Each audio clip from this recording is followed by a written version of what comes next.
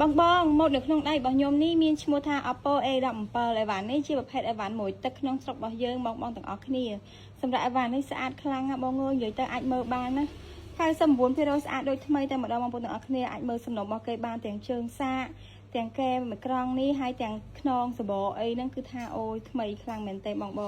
អត់នឹកស្មានថាអីវ៉ាន់មួយទឹកស្អាតអញ្ចឹងណាបងប្អូនទាំងអស់គ្នាអីវ៉ាន់នេះមួយទឹកទេប៉ុន្តែស្អាតខ្លាំងមែនទេហើយអាចមើលជាមួយនឹងអេក្រង់របស់គេបានណាបងប្អូនទាំងអស់គ្នាអេក្រង់របស់គេដើរ smooth អញ្ចឹងណាបងហើយជាមួយខ្ញុំដាក់ជាមួយនឹងកាមេរ៉ាជូនចាអូយកាមេរ៉ារបស់គេក៏នៅអែមខ្លាំងដែរណាចាកាមេរ៉ារបស់គេនៅអែមតែម្ដងនេះគឺនៅ